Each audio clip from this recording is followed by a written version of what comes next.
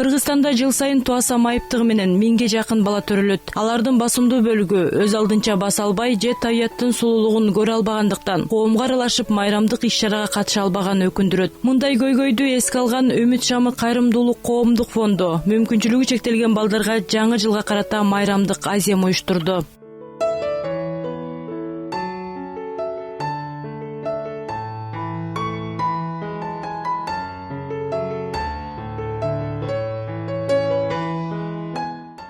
Балдарга кубаныч тартуулоо максатында уюштурулган саамалыкка жалпы 100дөн ашык бала катышты. Арасында бийге шыктуулары бийлеп, ырдап жатышты. Ошондой эле чимириле бийлеген Делбирим бийчилер тобунун кыздары аземден көркүн ачты.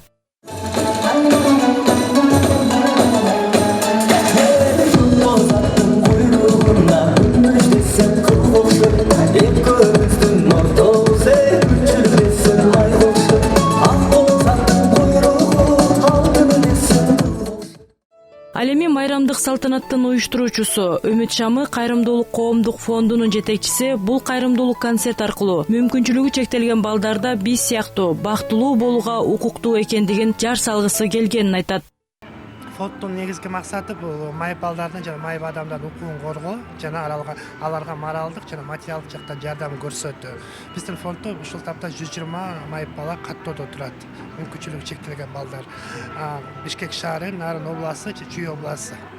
Аземдин соңунда келген балдарга уюштуруучулар тарабынан даярдалган белектер тапшырылды. Ал эми кайрымдуулук концертке келип, көңүлдөрүн гана көтөрбөстөн ар кандай шириндиктерге толгон белектердин да ээси болгон балдар бул күндү тартуулагандарга ыраазычылыктарын билдиришти.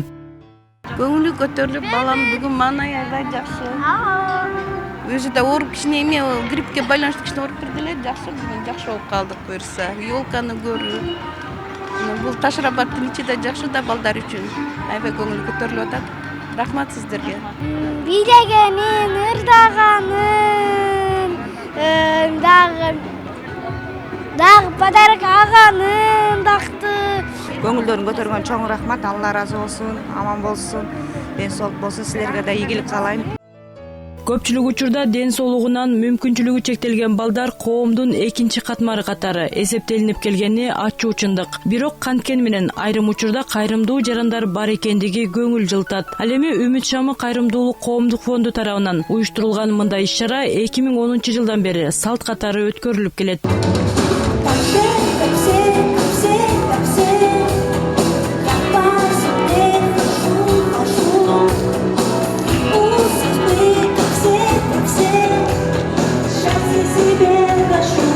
Айсулуу Гайбулла кызы, Курманбек Шашынбеков, Кутман таң.